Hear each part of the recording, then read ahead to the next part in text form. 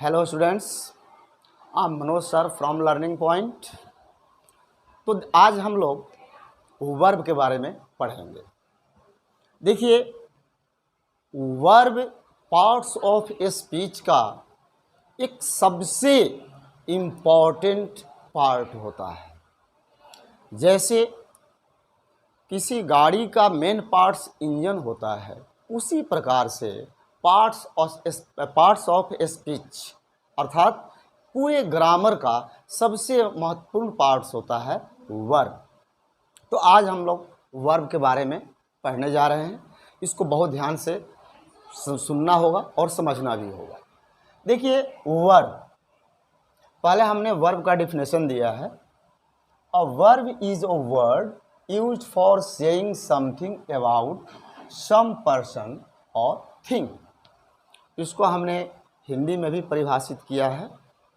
ऐसे शब्द जिनसे किसी कार्य का करना या होना पाया जाए क्रिया कहलाते हैं। ओके, ये शब्द किसी व्यक्ति या वस्तु के बारे में बताते हैं। अब हम आते हैं kinds of verb. Okay, look here, kinds of verb. मुख्य रूप से वर्ब दो प्रकार के होते हैं। मुख्य रूप से मेनली वर्ब दो प्रकार के होते हैं। पहला फाइनाइट वर्ब और दूसरा नॉन फाइनाइट वर्ब। तो पहले हम समझते हैं कि फाइनाइट वर्ब होता क्या है। ओके, फाइनाइट वर्ब जिन क्रियाओं का प्रयोग अपने सब्जेक्ट तथा टेंस के अनुसार अलग अलग फॉर्म्स में होता है, वे फाइनाइट वर्ब कहलाती हैं। अब ये समझना है कि फाइनाइट वर्ब कितने प्रकार के होते हैं। तो देखिए, फाइनाइट वर्ब मुख्य रूप से चार प्रकार के होते हैं। अब पहला ट्रांजिटिव वर्ब, दूसरा इंट्रांजिटिव वर्ब और तीसरा लिंकिंग वर्ब और चौथा ऑक्सिलियरी वर्ब। तो अब देखिए, यहाँ पर नॉन फाइनाइट का भी हम चर्चा कर देते हैं। नॉन फाइनाइट वर्ब जिन क्रियाओं की फॉर्म्स पर सब्जेक्ट तथा टेंस का कोई प्रभाव नहीं पड़ता, वे नॉन फाइनाइट वर्ब कहलाते हैं। अब देखिए, हमने कुछ एग्जाम्पल दिए हैं आपको समझने के लिए, और मैं यहाँ आपको दोनों वर्ब में क्या डिफरेंस है ये पहले आप समझ लीजिए। उसके बाद हम फिर वन बाय वन करके हर वर्ब्स को डिटेल में आपको बताएंगे। देखिए, we like to play cricket, यहाँ ध्यान देना है आपको। Like, we like to play cricket. He likes, देखिए यहाँ पर लाइक था, यहाँ पर लाइक्स हो गया। क्यों हुआ? क्योंकि देखिए यहाँ पर वी जो है ये प्लूरल सब्जेक्ट है, और प्लूरल सब्जेक्ट के साथ प्लूरल वर्ब का प्रयोग होता है। ही सिंगुलर सब्जेक्ट है, और सिंगुलर सब्जेक्ट के साथ सिंगुलर वर्ब का प्रयोग किया गया है। इससे ये साबित होता है कि ये लाइक, लाइक्स जो भी है ये कौन सा वर्ब है? फाइनाइट वर्ब है। Okay, she will like to play cricket, यहाँ भी देखिए like. They liked to play cricket. अब यहाँ पर जो they like to play cricket है ये पास्ट फॉर्म में है, इसलिए लाइक का पास्ट लाइक्ड कर दिया गया है। अब देखिए यहाँ लाइक, लाइक्स, लाइक, लाइक्ड, हर चारों सेंटेंस में किस में परिवर्तन हो रहा है? वर्ब लाइक में हो रहा है। क्यों? क्योंकि ये लाइक जो वर्ब है ये फाइनाइट वर्ब है, और इससे ये साबित होता है कि ये सब्जेक्ट के अनुसार अनुशासित हो रहा है। जो लाइक है ये सब्जेक्ट के अनुसार अनुशासित हो रहा है। अब देखिए हर सेंटेंस में to play, to play, to play, to play, इसमें कोई परिवर्तन नहीं आया। यानी टू प्ले क्या है? इन्फिनेटिव है। और किस टाइप का वर्ब है? नॉन फाइनाइट में इन्फिनेटिव आते हैं। तो बस यही चीज़ समझना है। और फिर मैं आपको एक बार रिमाइंड करा दूं कि जो फाइनाइट वर्ब होते हैं उस सब्जेक्ट और टेंस के अनुसार उनके वर्ब में परिवर्तन होते रहता है। यही सिद्ध करता है कि ये फाइनाइट वर्ब हैं। लेकिन जो नॉन फाइनाइट हैं, जैसे इन्फिनिटिव है, जीरंड है, पार्टिसिपल है, ये सब्जेक्ट के द्वारा अनुशासित नहीं होते हैं। ओके, तो अब हम चलते हैं आपको, अब जैसे पहले हम लोग पढ़ेंगे फाइनाइट वर्ब के बारे में। तो फाइनाइट वर्ब में कितने प्रकार के वर्ब आते हैं? 4 प्रकार के। अभी जैसा कि मैंने आपको बताया कि पहला ट्रांजिटिव वर्ब, यहाँ भी देखिए transitive verb, intransitive verb, linking verb और ऑक्सिलियरी वर्ब। तो सबसे पहले हम लोग किसके बारे में पढ़ेंगे? ट्रांजिटिव वर्ब के बारे में पढ़ेंगे। ओके, अब आपको ये समझना है, मैं स्पेशली अभी आपसे डिस्कस करने जा रहा हूँ सिर्फ ट्रांजिटिव वर्ब के बारे में। देखिए, ट्रांजिटिव वर्ब का शाब्दिक अर्थ क्या होता है? सकर्मक क्रिया, जिस क्रिया का अपना कोई कर्म हो, यानी जिस वर्ब का अपना कोई ऑब्जेक्ट हो। ठीक है, अब देखिए इसको बहुत सारे मतलब इतने उलझा देते हैं सब कि बच्चे इसको क्लियरली समझ नहीं पाते हैं। बहुत सिंपल सी बात है, आपको ट्रांजिटिव वर्ब के बारे में समझना है। तो ट्रांजिटिव वर्ब में सबसे मेन चीज़ है कि उस वर्ब का अपना ऑब्जेक्ट होना जरूरी है। ट्रांजिटिव वर्ब किसे कहते हैं? सकर्मक क्रिया, जिस क्रिया का अपना कर्म हो। तो जिस वर्ब का अपना ऑब्जेक्ट होगा वो वर्ब जो होता है ट्रांजिटिव वर्ब होता है। अब देखिए यहाँ पर मैंने लिखा है आई वॉन्ट अ पेन, मैं चाहता हूँ। क्या चाहता हूँ? एक कलम चाहता हूँ। तो ये वांट का यहाँ पर अ पेन क्या है? ऑब्जेक्ट है। इस वांट का ऑब्जेक्ट क्या है? पेन है। दूसरा, Radha rights a story, Radha कहानी लिखती है। यानी कि राइट जो वर्ब है इसका ऑब्जेक्ट क्या है? स्टोरी। तो स्टोरी ऑब्जेक्ट है, तो फिर आप कह सकते हैं कि राइट जो है ट्रांजिटिव वर्ब है, वांट जो है ट्रांजिटिव वर्ब है। अब ये देखना है कि ट्रांजिटिव वर्ब के ऑब्जेक्ट के रूप में कई प्रकार से प्रयोग किए जाते हैं। देखिए, ट्रांजिटिव वर्ब निम्न रूप से प्रयोग में आता है। अब देखिए, डबल ऑब्जेक्ट के रूप में आता है, कॉम्प्लीमेंट के रूप में आता है, इन्फिनेटिव के रूप में आता है, जीरंड के रूप में आता है, फ्रेज के रूप में आता है और क्लॉज के रूप में भी आता है।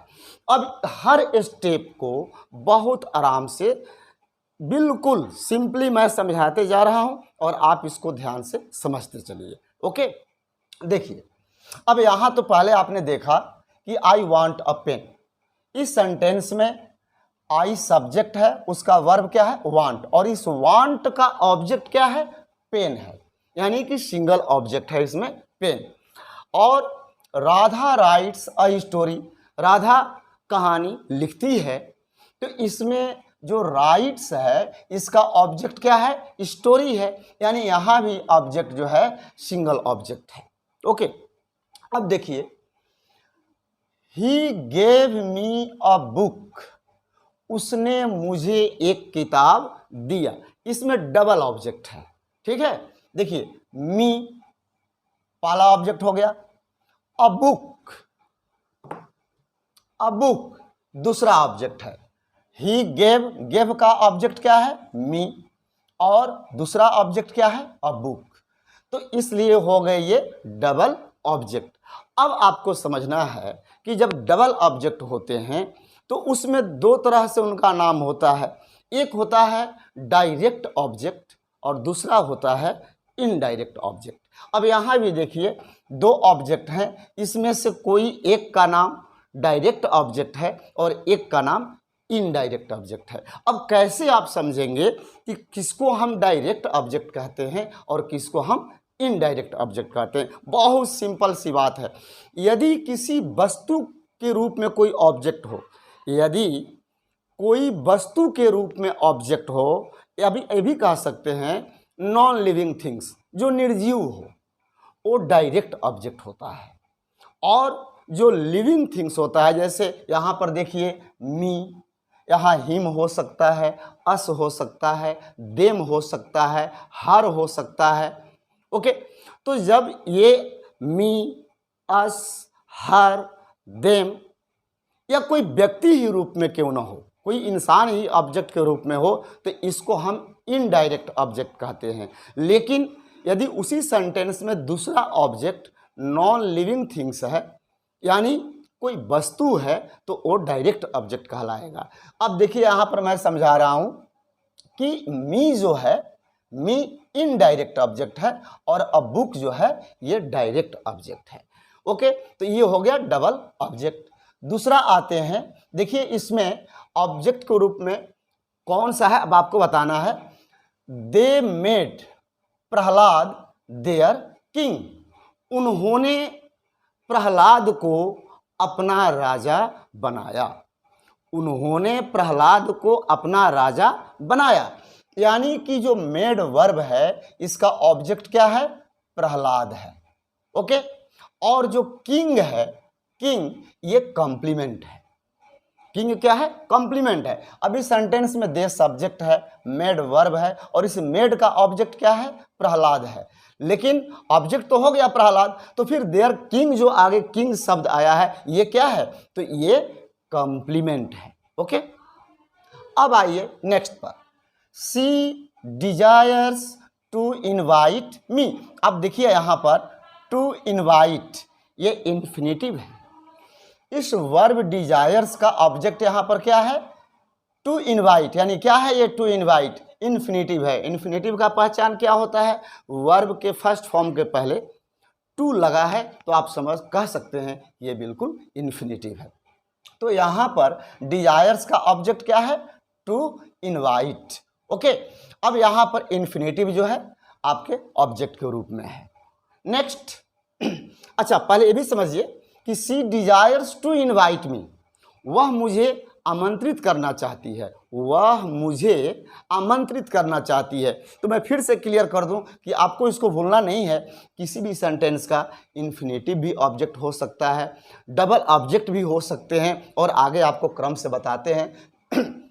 आई लाइक रीडिंग नॉवेल्स, मैं उपन्यास पढ़ना पसंद करता हूँ। अब देखिए यहाँ पर रीडिंग जो है ये जीरंड है। रीडिंग क्या है, जीरंड है, मैंने पहले से लिख दिया है। तो आई लाइक रीडिंग नॉवेल्स, इसमें जो वर्ब लाइक है उसका ऑब्जेक्ट क्या है, रीडिंग है, और रीडिंग क्या है, जीरंड है। अब अगला देखिए, he does not know how to answer this question, वह इस प्रश्न का जवाब नहीं जानता है। इसका अर्थ ये हुआ कि he does not know how to answer this question, वह इस प्रश्न का जवाब नहीं जानता है। तो फिर यहाँ पर आपको ध्यान देना होगा, how to answer this question, ये पूरा क्या है, ये पूरा फ्रेज है। तो फ्रेज भी ऑब्जेक्ट के रूप में आ सकता है।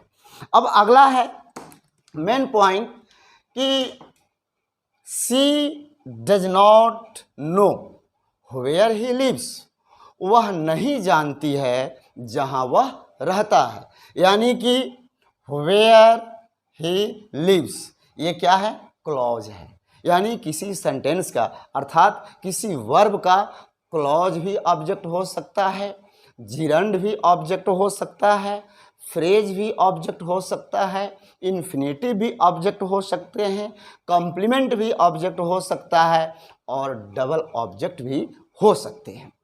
ओके, तो यही है आपका ट्रांजिटिव वर्ब। बहुत ज़्यादा इसको उलझा करके नहीं समझना है। बहुत से आप देखे होंगे, बहुत सारे ऐसे चीज़ें मिलेंगे जो आपको इतना उलझा देते हैं कि आप ट्रांजिटिव वर्ब एक्चुअली क्या है यही नहीं समझ पाते हैं बच्चे। तो आपको मैंने क्लियर इतना ही आपको फिर से मैं समझा दूं कि यदि किसी वर्ब का अपना कोई ऑब्जेक्ट है तो वो वर्ब ट्रांजिटिव वर्ब है। अब मैंने बताया ना कि ऑब्जेक्ट के रूप में डबल ऑब्जेक्ट भी आ सकते हैं, जिसको डायरेक्ट और इनडायरेक्ट ऑब्जेक्ट मैंने समझाया आपको। क्लॉज भी ऑब्जेक्ट के रूप में हो सकता है, इन्फिनेटिव भी ऑब्जेक्ट के रूप में हो सकता है, जिरंड भी हो सकता है, फ्रेज भी हो सकता है वगैरह। ओके, सही है। अब आते हैं हम इंट्रांजिटिव के ऊपर। देखिए, इंट्रांजिटिव वर्ब का शाब्दिक अर्थ होता है अकर्मक क्रिया, जिस क्रिया का अपना कोई कर्म न हो, अर्थात जिस वर्ब का अपना कोई ऑब्जेक्ट न हो। देखिए, राम प्लेज, राम खेलता है। क्या खेलता है? क्या खेलता है राम? क्लियर नहीं हो रहा है सेंटेंस। ही लाफ्स, वह हंसता है। क्या हंसता है? किस पर हंसता है? ये तो आगे कुछ आपको मेंशन किया गया नहीं। तो यहां पर प्लेज, लाफ्स, ये किस टाइप के वर्ब हैं? इंट्रांजिटिव वर्ब है। द चाइल्ड स्लीप्स, बच्चा सोता है। द बेल रिंग्स, घंटी बजती है। आई राइट, मैं लिखता हूं। क्या लिखता हूं भाई? आई राइट। तो जब इस राइट का कोई ऑब्जेक्ट नहीं है, इस रिंग का कोई ऑब्जेक्ट नहीं है, स्लीप का कोई ऑब्जेक्ट नहीं है, लाफ का कोई ऑब्जेक्ट नहीं है, प्लेज का कोई ऑब्जेक्ट नहीं है, तो ये किस टाइप के वर्ब हुए? इंट्रांजिटिव वर्ब हुए। मदर कुक्स, माँ खाना पकाती है। क्या पकाती है? आगे तो कुछ मेंशन है नहीं, यानी इस कुक का कोई ऑब्जेक्ट है नहीं। Mister Gupta teaches, mister Gupta पढ़ाते हैं। क्या पढ़ाते हैं? ये तो क्लियर नहीं हुआ ना। तो जब वर्ब का कोई अपना ऑब्जेक्ट ही नहीं है, तो इस टाइप के वर्ब्स को हम क्या कहते हैं? इंट्रांजिटिव वर्ब्स कहते हैं। दैट्स ऑल, बस इससे ज़्यादा आपको कुछ नहीं समझना है। ओके, अब आते हैं नेक्स्ट हम लिंकिंग वर्ब की ओर। ओके, अब देखिए लिंकिंग वर्ब। लिंकिंग वर्ब हम किसे कहते हैं? जिस वर्ब के अर्थ को पूरा करने के लिए कॉम्प्लीमेंट का प्रयोग किया जाता है, उसे हम लिंकिंग वर्ब कहते हैं। अब देखिए, सीता इज अ गर्ल। अब यहाँ पर इज क्या है? लिंकिंग वर्ब है, क्योंकि सीता इज अ गर्ल, इस इज को कंप्लीट करने के लिए पूरक, मतलब पूरक के रूप में क्या है? A girl. तो Sita is a girl, Sita एक लड़की है, यानी इज का कॉम्प्लीमेंट क्या है? अ गर्ल है। आई एम अ स्टूडेंट, यहाँ भी जो एम है ये लिंकिंग वर्ब है, क्योंकि एम का कॉम्प्लीमेंट क्या है? स्टूडेंट है। दे आर हैप्पी, वे खुश हैं, यानी आर का कॉम्प्लीमेंट क्या है? Happy. My sister was ill, यहाँ इज लिंकिंग वर्ब का कॉम्प्लीमेंट क्या है? तो इल है। द सोल्जर्स वर थर्स्टी, यहाँ पर जो वर लिंकिंग वर्ब है इसका कॉम्प्लीमेंट थर्स्टी है। दे आर प्लेयर्स, वे खिलाड़ी हैं, यानी आर लिंकिंग वर्ब का कॉम्प्लीमेंट क्या है? प्लेयर्स है। And next, she is a beautiful girl, वह एक सुंदर लड़की है, यानी यहाँ इज लिंकिंग वर्ब का कॉम्प्लीमेंट क्या है? A beautiful girl. पहले देखिए, एक मैं आपको और सरल और सिंपल भाषा में समझा दूं। यदि इज, आर, एम, वाज, वर या हैज, हैव के बाद कोई मेन वर्ब नहीं है, तो उसे आप लिंकिंग वर्ब कह सकते हैं। लेकिन यहाँ पर आपको ये समझना होगा कि यहाँ पर जो इज है ये अपने आप में फुल वर्ब का काम कर रहा है। इसके बाद is, am, are, was, were, are, is के जस्ट बाद कोई मेन वर्ब नहीं है, तो यही लिंकिंग वर्ब है। लिंकिंग वर्ब में फिर से आपको समझा दूं कि जिस वर्ब के अर्थ को पूरा करने के लिए कॉम्प्लीमेंट का प्रयोग किया जाता है, उस तरह के वर्ब को हम लिंकिंग वर्ब कहते हैं। अब आते हैं, देखिए ऑक्सिलियरी वर्ब। पहले बात की ऑक्सिलियरी वर्ब भी दो प्रकार के होते हैं। एक होता है प्राइमरी ऑक्सिलियरी वर्ब और दूसरा होता है मॉडल ऑक्सिलियरी वर्ब। तो पहले हम पढ़ते हैं प्राइमरी ऑक्सिलियरी वर्ब के बारे में। देखिए, पहले तो मैंने एक एग्जांपल लिखा है कि he is writing a letter, she has lost a pen. अब देखिए, यहाँ भी इज है ऑक्सिलियरी के रूप में, और देखिए एक यहाँ भी इज है, ये लिंकिंग वर्ब के रूप में है। दोनों में डिफरेंस समझाते हैं आपको। यहाँ है कि he is writing a letter, यानी इज इज जो यहाँ पर एक्जुलियरी वर्ब है, इसको यहाँ पर इज को हम एक्जुलियरी कह रहे हैं, इसको हेल्पिंग भी कहते हैं, हेल्पिंग वर्ब, लेकिन यहाँ पर इज को हम लिंकिंग वर्ब कह रहे हैं।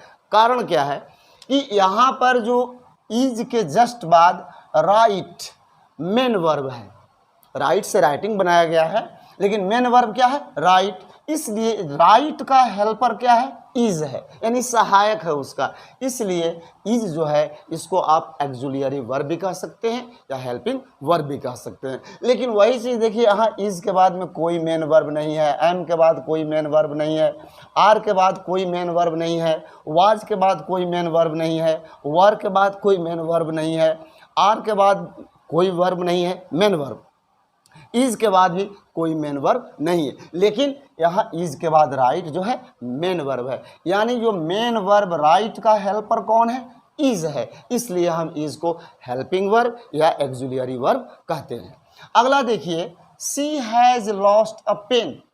हैज़ किसका हेल्पर है, लॉस्ट का, यानी मेन वर्ब है लॉस्ट, उसके पहले आया है हैज़, इसलिए हम कह सकते हैं कि हैज़ जो है हेल्पिंग वर्ब है या एक्जुलियरी वर्ब है। अब देखिए, एक्जुलियरी वर्ब दो प्रकार की होती हैं, तो मैंने जैसा कि बताया अभी कि पहले को क्या कहते हैं, प्राइमरी एक्जुलियरी वर्ब, और दूसरे को कहते हैं मॉडल एक्जुलियरी वर्ब। तो पहले हम समझते हैं प्राइमरी एक्जुलियरी के बारे में। ओके, इनमें बी क्रिया के रूप में is, are, am, was, were, ये बी के रूप में आते हैं, is, are, am, was, were. Have के रूप में हैज, हैव, हैड, और डू के रूप में आते हैं डू, डज और डिड का प्रयोग मेन वर्ब के साथ अलग अलग टेंसेस बनाने तथा निगेटिव और इंट्रोगेटिव सेंटेंसेस बनाने में होता है। अब देखिए, जब is, are, am, was, were, has, have, had, do, does, did के जस्ट बाद कोई मेन वर्ब आता है, तो इस तरह के वर्ब को हम एक्जुलियरी वर्ब कहते हैं या हेल्पिंग वर्ब कहते हैं। हमेशा आप यही पाएंगे। देखिए, आई am reading a book, am helping verb है, उसके बाद रीड मेन वर्ब है, इज हेल्पिंग वर्ब है, अब हेल्पिंग वर्ब कहिए या एक्जुलियरी वर्ब, दोनों बोथ आर इक्वल। इज के बाद क्या है, राइट मेन वर्ब है, आर के बाद प्लेइंग, वर के बाद प्लेइंग, वाज के बाद कुकिंग, हैज़ के बाद फिनिश्ड, हैव के बाद डन, डू के बाद प्ले, डज के बाद ईट। फिर देखिए यहाँ पर इंट्रोगेटिव सेंटेंस में है, डू यहाँ पर है, लेकिन मेन वर्ब क्या है इसमें, प्ले। डज हेल्पिंग वर्ब है, इसका मेन वर्ब क्या है, सिंग। डिड क्या है, हेल्पिंग वर्ब है, ये पास्ट इंडेफिनिट में है, और इसका मेन वर्ब क्या है, राइट है। तो बस इतना ही समझना है आपको कि यदि, मैं फिर से रिपीट कर देता हूँ, यदि is, are, am, was, were, has, have, had के बाद कोई मेन वर्ब नहीं है, तो आप इसको लिंकिंग वर्ब कहेंगे। यदि is, are, am, was, were, has, have, had, do, does, did के बाद कोई मेन वर्ब आता है, उसे हम हेल्पिंग वर्ब या एक्जुलियरी वर्ब कहते हैं। ओके, अभी आपके सामने एग्जाम्पल है, I am reading a book, he is writing a letter, you are playing hockey, the girls were playing, she was cooking food, he has finished his work, I have done this work, you do not play hockey, he does not eat mango, do you play the piano, does she sing a song, he did not write the letter। अब ये चीज़ आपको अब मेरे ख्याल से clear हो जानी चाहिए। अब इसके बाद हम आते हैं मॉडल एक्जुलियरी वर्ब पर। ओके, तो देखिए, अब हम लोग मॉडल एक्जुलियरी के बारे में पढ़ेंगे। देखिए, ये क्रियाएं मोड यानी काम करने के ढंग, मोड का मतलब काम करने के ढंग बताने के लिए मेन वर्ब की सहायता करती हैं। पहले तो हमें ये भी जान लेना है कि मॉडल ऑक्सिलरी में कौन कौन से वर्ब आते हैं। Will, shall, should, would, may, might, can, could, must, need, ought, dare, use to, etcetera. Okay, अब इसको हम एग्जाम्पल में आपको समझाते हैं। देखिए, जितने भी मॉडल ऑक्सिलरी का हमने इसमें सेंटेंस में प्रयोग किया है, इसके जस्ट बाद मेन वर्ब ही आ रहा है। कैन, डू, डू क्या है? Main verb. Will, help, help क्या है? Main verb. शैल, शैल के बाद go, main verb. Shall go, main verb. May go, go क्या है? Main verb. मस्ट के बाद सेंड, मेन वर्ब। शुड के बाद help, main verb. Ought to के बाद लव, मेन वर्ब। नीड के बाद go, main verb. Used to, use to के बाद play, main verb. Dare, dare के बाद अपोज, मेन वर्ब। ओके, तो मॉडल ऑक्सिलरी जो है ये भी मेन वर्ब की हेल्प करती है, यानी उनका हेल्पर होती है, इसीलिए इसको हम मॉडल ऑक्सिलरी वर्ब कहते हैं। देखिए, I can do this work, मैं इस काम को कर सकता हूँ। ही विल हेल्प अस, वह हमारी मदद करेगा। We shall go to school, हम विद्यालय जाएंगे। यू मे गो नाउ, अब तुम जा सकते हो। Mohan must send a reply, Mohan को जवाब भेजना चाहिए। We should help the poor, हमें गरीबों की मदद करनी चाहिए। We ought to love our country, हमें अपने देश से प्यार करना चाहिए। You need not go there, तुम्हें वहाँ जाने की आवश्यकता नहीं। I used to play hockey, मैं क्रिकेट खेला करता था। I dare not oppose him, मुझ में उसका विरोध करने का हिम्मत नहीं। तो इस तरह के जितने भी वर्ब्स हैं ये मॉडल ऑक्सिलरी में आते हैं और मुख्य रूप से ये मेन वर्ब यानी मुख्य क्रिया की मदद करते हैं। इस तरह से इन सेंटेंस को हम मॉडल ऑक्सिलरी वर्ब कहते हैं। ओके, तो मेरे ख्याल से देखिए वर्ब का बहुत बड़ा क्षेत्र है, वर्ब को मतलब बहुत बड़ा क्षेत्र है। अब इसको क्या है कि इसको बहुत ज़्यादा उलझा के नहीं रखना है मेन चीज़ यही, इसी को स्पष्ट रूप से जो जितना मैंने आपको प्रयास किया बताने का, इसमें आपका जो ट्रांजिटिव वर्ब है, इनट्रांजिटिव है, लिंकिंग वर्ब है और मॉडल ऑक्सिलरी वर्ब है, ये क्लियर हो चुका होगा। ओके, तो जब आपको वीडियो लाइक आपको आता है तो ज़रूर आप लाइक करिए, सब्सक्राइब करिए और अपने दोस्तों में भी शेयर करिए। ओके, आप लोग वीडियो पढ़ते तो हैं, देखते हैं लेकिन लाइक नहीं करते हैं, इसलिए प्लीज़ मेरा हौसला बढ़ाने के लिए, ताकि मैं आपको नया नया वीडियो और भी देते रहूं, उसको लाइक ज़रूर करिए। ओके, जय हिंद। और सबसे बड़ी बात कि कल 15 अगस्त है, मैं सारे अपने देशवासियों के स्टूडेंट को या अंतर्राष्ट्रीय जो हमारे स्टूडेंट्स हैं, मैं सबको 15 अगस्त की शुभकामना देता हूं। इसी के साथ जय हिंद।